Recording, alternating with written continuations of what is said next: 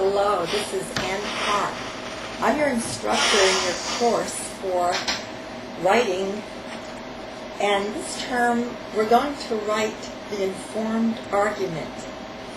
And in order to do that, we might practice writing several informed arguments during the term, plus a major research paper. For one of your writing assignments, you might consider writing in Manifesto style, which is a logical, rational, informed argument. What is a manifesto? Well, in my book called The Freelance Writer's E-Publishing Guidebook, I have chapter 49 covering the subject called Writing Essays for the Digital Media. And in one of these chapters, particularly chapter 49, I talk about writing the manifesto. You can write essays for academic environments and still make them marketable and saleable within an academic market and other markets. But what is a manifesto? You have a textbook here that you're reading for this course called The Informed Argument. And different semesters, of course, would have different books. But let's take a look at the informed argument. What's outside of your textbook would be writing the informed argument and making it marketable and saleable. How can you make use of your skills in writing the informed argument? You might try a certain type of manifesto with an attitude, with a tone. Writing the manifesto is writing a point of view. That's what an informed argument is in essay writing, a point of view. It could be persuasive, it could be persuasive and informative, and you can use your writing not only as writing, but as a speech also. So you have two uses, in print, in the digital media, and there's a third use, in public speaking. You write speeches, and you can actually make a living writing speeches, writing manifestos, writing essays, writing informed arguments.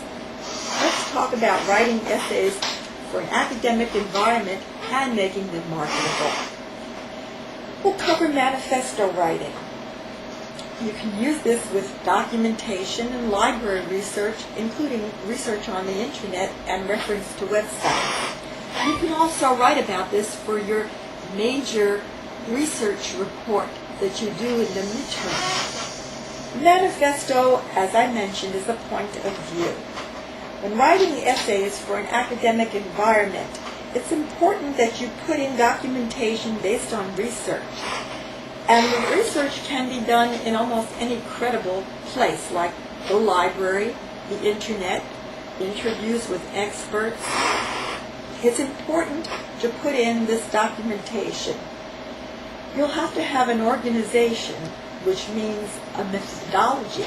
And a methodology in your organization simply means put your plan in action. Write a list. It could be a laundry list. It could be a list of subjects.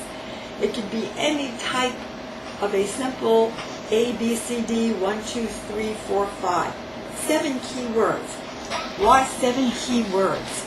This is important. The average span of attention is only 7 minutes. That's it. After 7 minutes, attention wanders unless there's something so important and riveting that the audience is completely hooked, grabbed, and captured. What you have to do then is cater or customize or tailor your argumentative essay or manifesto or rational form of writing to the 7-minute attention span. Remember, TV has 10-minute breaks for commercials, and children's TV is 5 to 7 minutes before breaks because of the 5 to 7 minute attention span. But adults have a 7-minute attention span, and use this in your essay writing. Well, what's 7 minutes? 7 pages? It depends. If you're writing for video, if you're writing for audio, it might be 1.5 pages per minute. For print, 1 page per minute. So write your manifesto double-spaced and about 1-minute reading per page if this is going to be spoken or recorded. Manifestos can be recorded or in print. For your assignments, I'd like them on the digital dropboard in print, please. Now, you need to organize similar subjects and group these similar subjects together. This means taking paragraphs that are alike, similar subjects, subjects that don't need a bridge or a transition from one paragraph to the next, and you organize by grouping all similar subjects together. Now, you want to put in your resources, and you want these resources, instead of footnotes at the bottom, you take a separate page and you number it 1 to 20, 1 to 5, whatever the number of resources you have, and put your resources where you got your information from at the last page of your essay. That's on a separate page after your essay is finished. Please don't put it at the bottom of your essay. It's much easier to read in a separate page listing all of your resources. And that means websites for webs, email addresses for the email address with permission for those you interview, or their websites, which is preferred, or resources, the name of the magazine, the title of the article, and the date. You organize similar subjects to be grouped together with other similar subjects, putting in your resources as footnotes on a separate page. And this is how you write your essays, your academic papers, or your manifestos. So, the manifesto again is a point of view. What's your point of view? Have you done some critical thinking about it? Is it merely based on seeking rapport, on seeking payoff, on seeking exemption, persuasion? Is it informative? What's the point of view? And is it your point of view, or your reference and resources point of view, or the expert you interviewed point of view? Your papers will be 1,000 words or under. Your essays can run from 750 words to 1,000 words. That's a maximum of 4 double-spaced, typed, keyboarded pages. A manifesto is strong and opinionated. So you would write a manifesto if your point of view is strong and opinionated. It could be opinionated, it could be persuasive, it could be opinionated and informative. But it's strong. And your manifesto is supposed to be made up of many, many people's opinions, and not only yours. If it's yours only, would it then be a monologue? When you write your manifesto, which is usually spelled with a capital M, make it a product of the beliefs and attitudes of many people, especially many people with credible resources. The beliefs of many is important rather than the beliefs being solely your own opinion. It would present many points of view. You can stay objective and not insert your own opinion at all, but just put the opinions of many different people. A manifesto is supposed to be greater than yourself, and it's supposed to last longer than you will last. You may even start a new belief system with your manifesto. The manifesto can be about visionary change. Think of it. Do you want to imitate successful giants of the past and use their points of view and resources, or do you want to be a visionary? Do you want to recommend in your manifesto visionary change? Do you want to make new starts or reforms? Do you want to return to imitating successful giants of the past and become a benchmarking manifesto rather than a visionary manifesto? Benchmarking means going back to imitate successful giants of the past. It's tradition. And visionary means change rather than emphasis on tradition. Your manifesto can be about ethics. It can be about morals. It can be about forming societies. It can be about political followings or beliefs. It's a philosophy. So the manifesto would be not only a point of view, but a philosophy also. You need to have signatures at the bottom of a manifesto if you're going to present it to the public.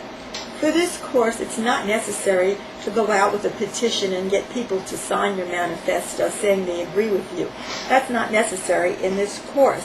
However, if you want to make your manifesto public, you might consider getting signatures at the bottom of your manifesto by several people.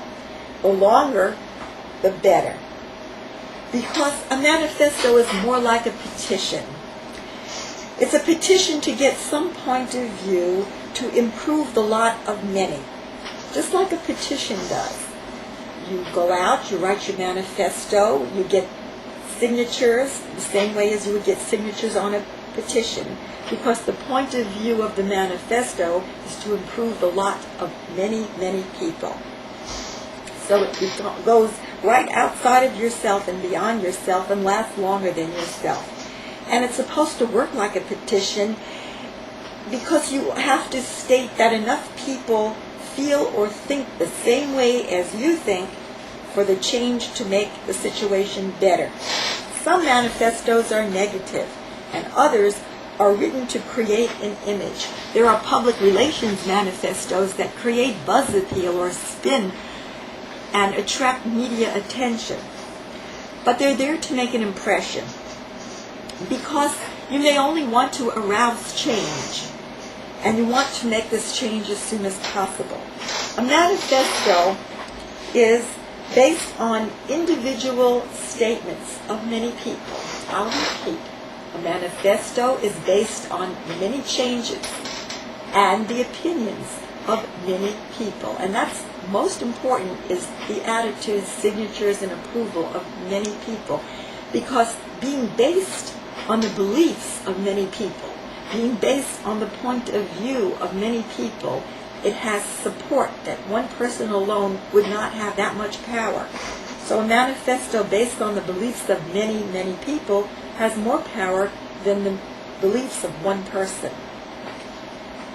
And it's not only beliefs, it's actually individual statements. So your manifesto can be based on individual statements that are the point of view of many people. One person writes the manifesto, many people sign it. Each person has a different way of looking at a situation or an object. The manifesto brings all these people's thoughts together in agreement. That's the point you should remember about the essay that acts as a manifesto. It's bringing all the different people's points of view together as one argument, as one agreement, as one statement. So it's not only one agreement or one statement or one argument. It ends in agreement, and the agreement of many people. Anyone can write a manifesto expressing one opinion, because it is an expression of one opinion. But does it express you, and you alone, or the beliefs of many people?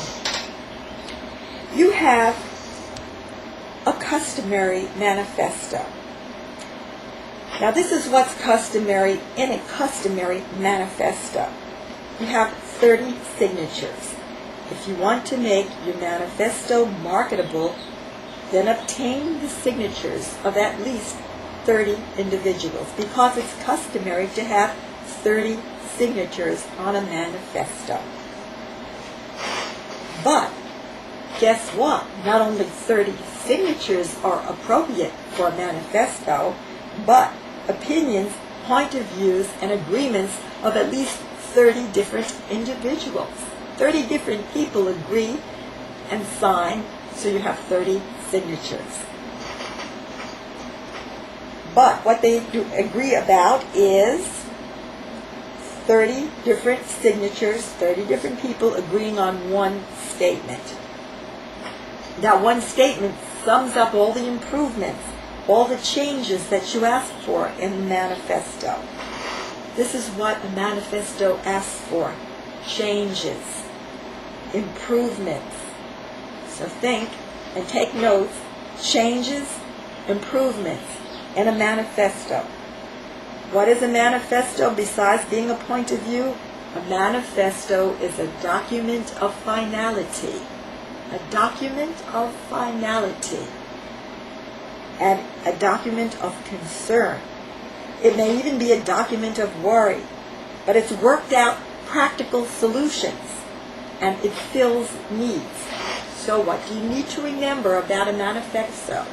It solves problems. It has worked out solutions to all the problems stated in the manifesto. It solves something. It does more than ask questions or make statements. It does not only complain. It provides practical solutions to the problems mentioned in the manifesto. It gives the solutions. It gives the improvements. And it brings all these people's thoughts together in agreement. It's a document of finality, and it may be worked out by practical solutions. Most of all, a manifesto fills needs. A manifesto's purpose and goal is to fill needs, provide practical solutions. Manifesto is the philosophy in the way that anthropology and psychology and economics are philosophies or bodies of thought. Bodies of thought and learning. Think of your essay as a body of thought and learning. Your manifesto is a method to bring about change. It brings about change. Therefore, a manifesto is visionary. It brings about change. However, a manifesto may also be practical, and a manifesto, besides bringing about change, has an attitude. It may also have emphasis on tradition. It may also imitate successful giants of the past. It may also have a philosophy of, if it's not broken, don't fix it. And that in itself may be an improvement, relying on tradition. Or it may be radical, it may be visionary, it may not be radical at all, but still visionary. It may seek change by improvement. Or it may seek improvement by not changing at all and relying on tradition. So it's all in the point of view. However, the document shapes the way changes are made. And it shapes the way changes are made from the documents around. And it takes the materials that are all around it and shapes this change from the materials that are all around the manifesto. It uses the materials that's suggested in the manifesto for practical solutions to problems and to fill needs. The needs may be moral, ethical, technological. They're needs. Business, community, social needs. But they're needs. It can be educational needs. It can be investment needs. The needs itself does not have a category. A need is a need. And that's what it does, is provide practical solutions to fill needs. Your manifesto never has to be negative. It doesn't be anything to do with putting down people. It doesn't have to be anything to do with condemning anyone or anything. It can be about building up. What should your manifesto be about? Repair, restore, righteousness.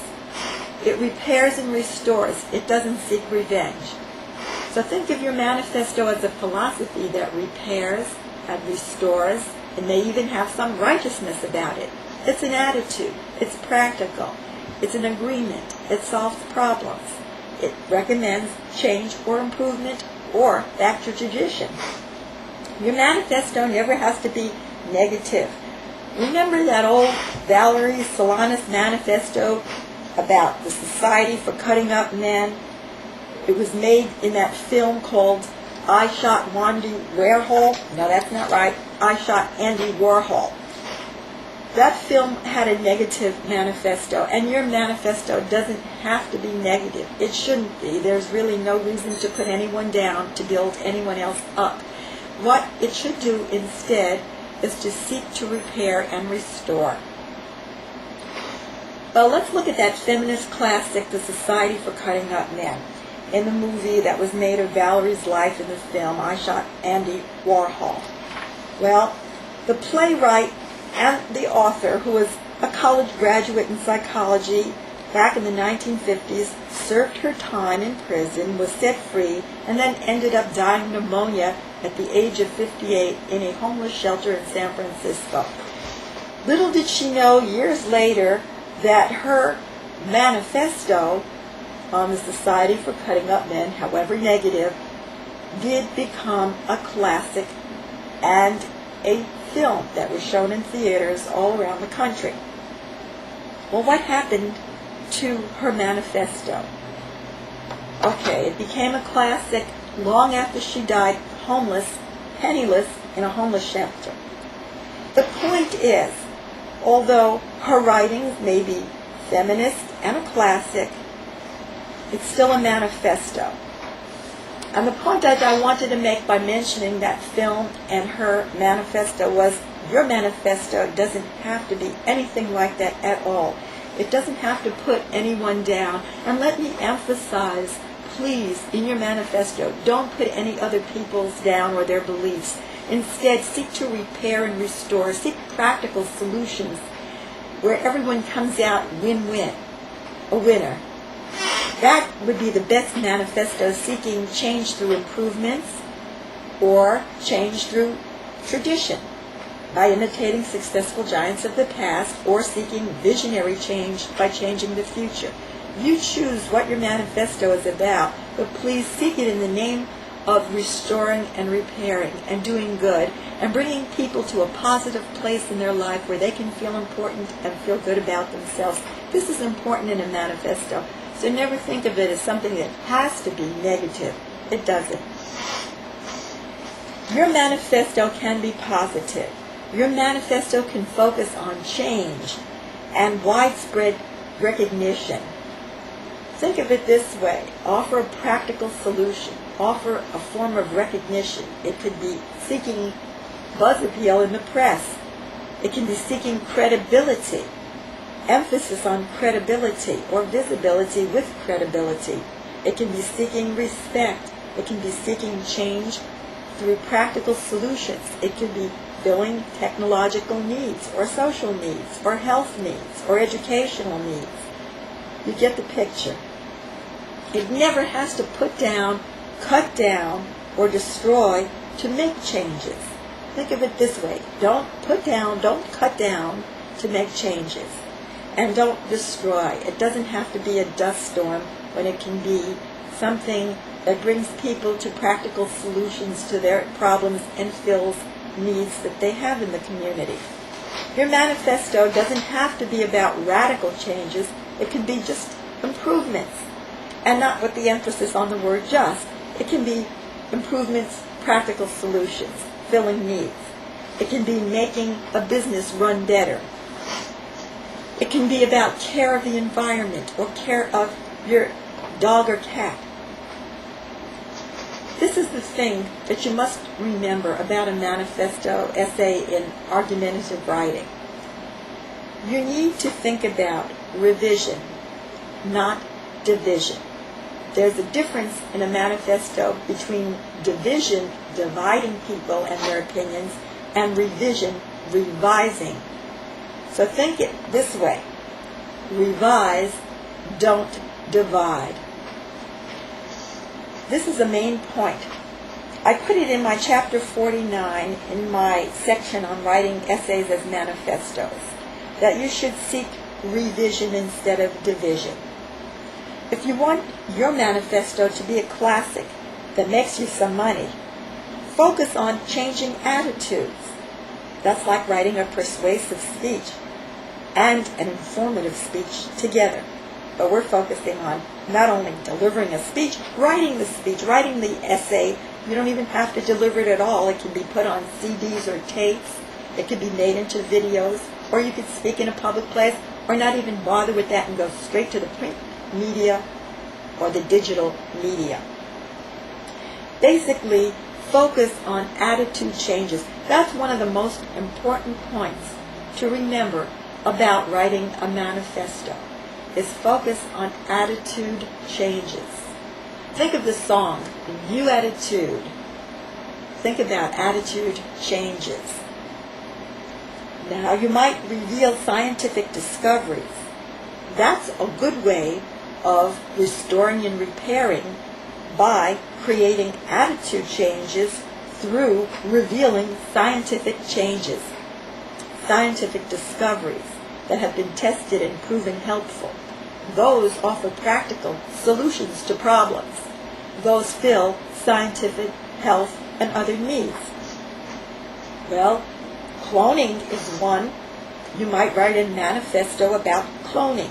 You write a manifesto about cloning in animals, cloning in stem cells, cloning in humans, cloning for organ improvements, repair, restore, solve practical solutions, change attitudes, reveal scientific discoveries, work on attitude changes in your manifesto. These are all positive ways without putting people down to bring yourself up or any other belief up. What can you say about cloning in new ways, or any other subject that you choose, from building furniture for pets to saving the environment to running a better business? Instead of tearing down to build yourself up, think of caregiving. Think of restore, repair, caregiving, practical solutions, attitude changes, point of view, the beliefs of many people in agreement. How can you positively fix, improve, and make changes with your manifesto, with your argumentative writing, with your essay? Your manifesto could emphasize coming to terms with new conditions created by new information. Think about that. Think about technology. Think about meeting technological needs and solving technological problems. How can you come to terms with the new conditions created by the advancement of technology? Think about what new conditions have been created by technology. New conditions such as the ability to take a personal computer and a camcorder, link them with a 1394 firewire cable, and have my camera go into my computer, save a video on a CD and in the hard disk drive, and then email the video to any website or person. That's how technology has positively made new changes positive. So you think about coming to terms with new conditions created by technology. That was just one example of how new conditions were created by technology and by new information. Your manifesto could be about new faith. It could be about new beliefs. It could be about new workplace situations, new chances for education online. You name it. The topics are open and almost endless. Let's look at new ideas in a fresh way. When you write your essays, look at new ideas in a fresh way. Look at old ideas in a new way. You can take any idea and look at it in a fresh, new way, from a new angle. Manifestos always have a section for the undersigned. Although the word always is rarely used, think about the undersigned. Manifestos have a section for the undersigned. What does that mean? It means the people who are in agreement with your manifesto, because it's also their manifesto, they've signed it. So keep that section in mind, to have the undersigned in your manifesto. Who's in agreement with it? Have them sign the manifesto if you want to make it marketable.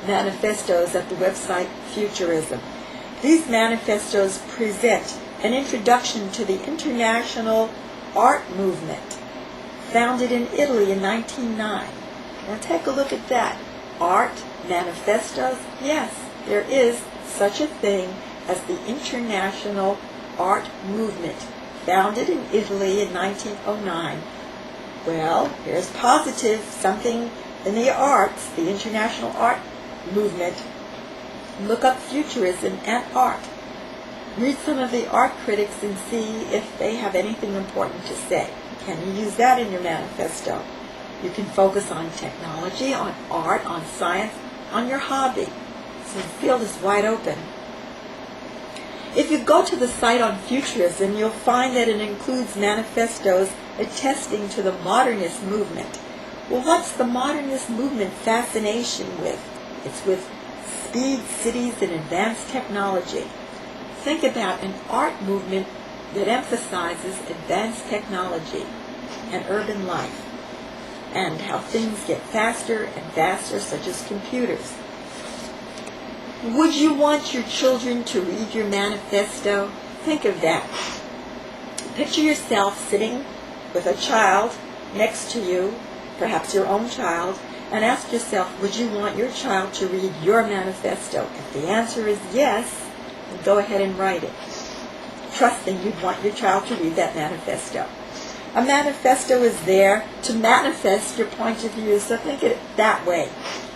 A manifesto is there to manifest your point of view.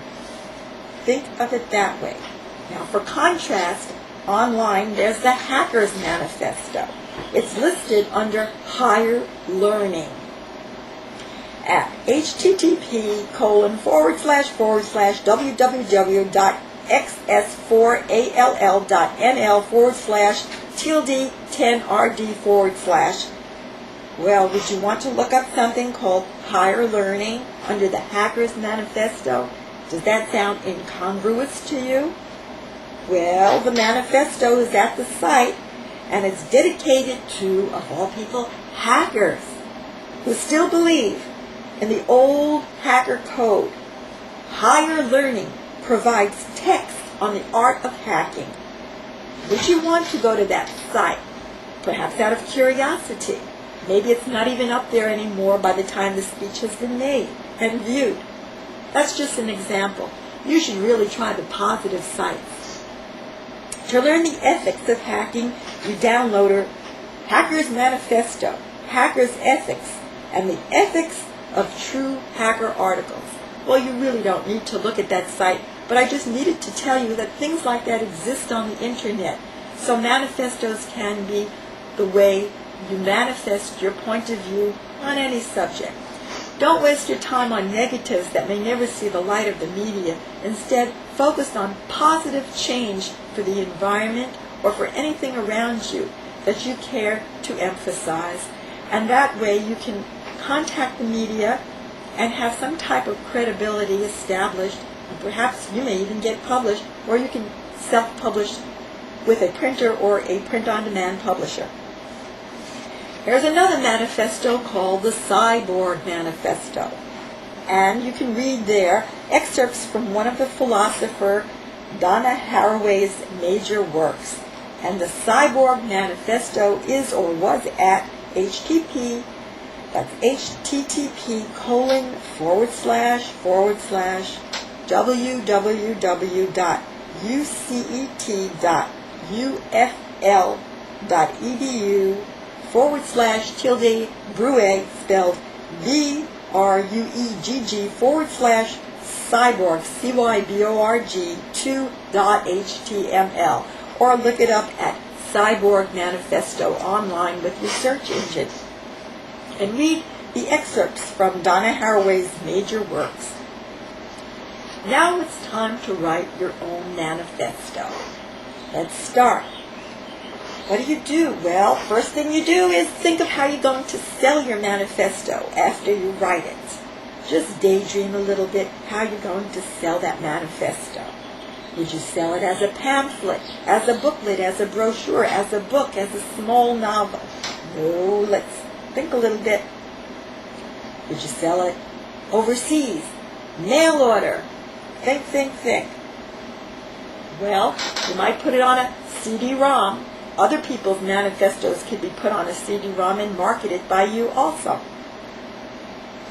You can put your manifesto on a DVD disc or send it across wireless internet. You can create manifestos for e-publishing, handheld devices, e-books. You can publish many people's manifestos or write a manifesto as a monologue and give a one-person show on stage in a theater, speaking your manifesto if you care to take the time and memorize it. You can sell many people's manifestos as anthologies. You can disseminate your own manifesto. You can open a manifesto publishing business, and you can work at home with your TV, camcorder, personal computer, and some CD discs or DVDs. You can do video streaming manifestos or audio tapes.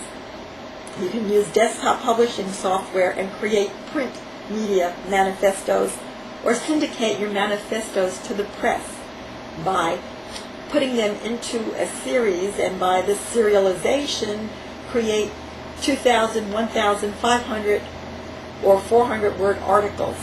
You can create one-page manifestos for newspapers that have very little space. So there's a lot of things you can do with manifestos. You can even make a manifesto into a song lyric. You can sell your manifestos in gift shops, in specialty stores, or in schools and libraries, or through mail order catalog, or sell it on the internet. It's almost unlimited what you can do with manifestos. Manifestos can be made up on the web. You can read them as a collection or as part of a book. Write your manifesto and promote it. Promote it to the media. Promote it in educational circles. But make it likable. Make your readers feel that they have been brought to a positive place in their environment. Use startling statistics if you need to take them to the negative, but bring them back and leave them in the positive so they feel important and good about themselves and good about what they can do to create these practical solutions to problems and fill technological needs. You can make changes in your manifesto, but unless you promote your work by making it available to the media, no one's going to read it, unless your website gets a lot of visits. Who's going to read your work? How are you going to show your manifesto? Well, you'll show it by offering benefits and advantages. That's what you want to offer in your manifesto, benefits and advantages of the readers or their businesses. Now, by offering these benefits and advantages to the individual reader, let's think what would make an individual reader buy your manifesto.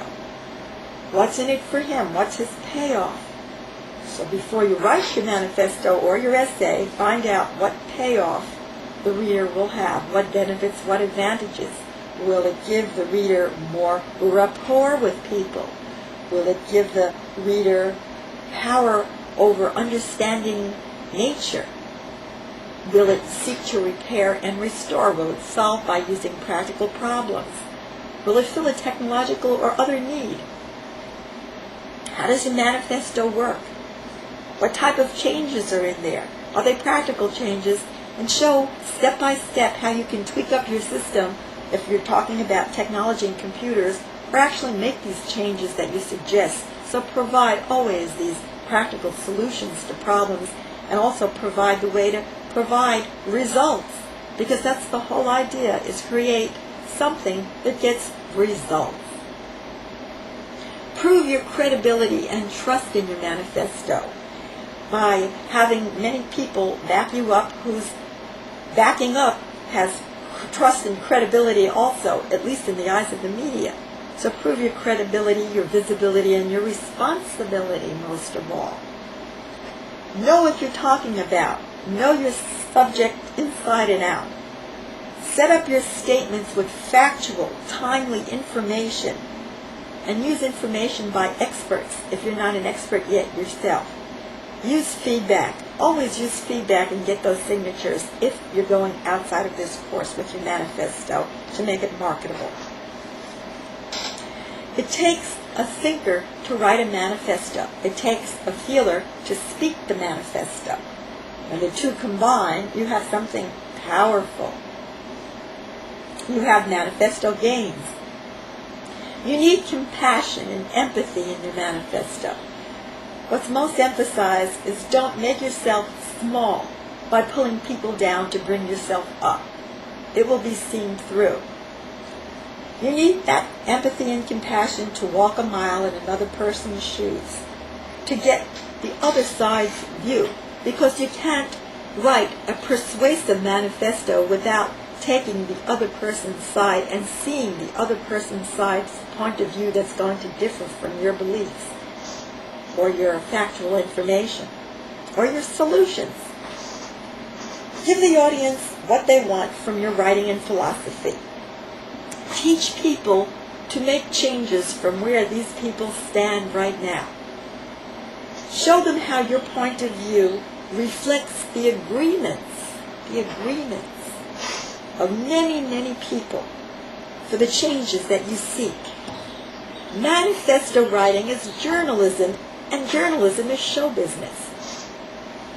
Your manifesto, like most of your essays, will ask why, when, where, how, what, and who. The what and who actually come first.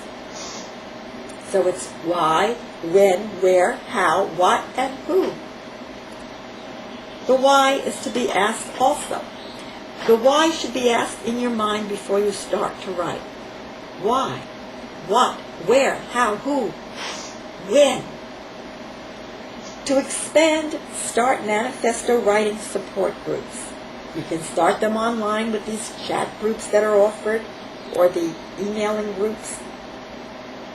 You can meet in lunch sessions for local groups. Find a writers' cooperative to publish manifestos if you prefer. And you can publish them in many formats from digital to print. Promote them, sell them, start a bookstore online for manifestos. Put them in stores or in archives. Put them in schools or in counseling centers for career advice. Make a board game from your manifestos, similar to Monopoly or some other board game. And make video clips and tapes of your manifesto. Get your manifesto read on radio or internet audio. Public radio and TV talk shows are also fine. The easiest is putting them up on a website as audio. It would be wonderful to have a personal broadcasting network with your own website so you can broadcast your manifestos and offer them in text, video, or audio. It would be wonderful if your manifesto would fit into the 7-minute attention span of your audience. This is what you need to keep in mind. Remember, people only have those 7-minute attention spans when viewing a video. And when reading, keep in mind 5 to 7 minute attention spans before they need a break, or at least a change of subject. So use transitions to bridge your paragraphs from one subject to another. When you organize your manifesto, you're going to group together like subjects. And the way the subjects from like and unlike subjects are separated is through a bridge or transition, a sentence that links one paragraph to the next from two completely different subjects. So use wisely bridges and transitions so that there's no string of pearls, abrupt changes from one subject to another. That's called organizing your essay. So organize your essay, group like paragraphs together, and use a bridge sentence or a transition that links what you're leaving off in one paragraph and what you're putting in the next paragraph. It would be wonderful for your manifesto to fit into the 7-minute attention span of TV viewers. But before you write, ask yourself, who is your audience? Who are they? Are they demographics of the people of varying ages or one age group? Do they have one set of beliefs or many? Are they many people with one goal? or many goals with one people. No, you have to think about who your audience really is. Everything you can think about your audience, the age of your audience, their economic status, what they're interested in, their employment interests, their hobby interests. If you join a club for cat owners, would you give a manifesto about dogs? Yes, if it applies to the way dogs and cats get together. Target your audience first with your promotional campaigns designed to read your manifesto. And even a manifesto needs a promotional public relations campaign. Think of how you would want to publicize your manifesto, to launch it in the media before it's published anywhere else. You might start with a monologue. Your manifesto could be a monologue to be given on the stage or in radio, theater, or internet audio. Do you have a manifesto? Turn it into a short play or a monologue. Offer it to schools as Poet in the Schools. Use it as a lyric or poetry. Whatever you do with your manifesto, there's a place for it. It could be in the schools, it can be in business, it can be in community. Think of it as your manifesto. Now, I hope you've got some tips on writing a manifesto and understand how you can start with the thought, manifesto is about change and it's your point of view. This is Ann Hart saying, right on.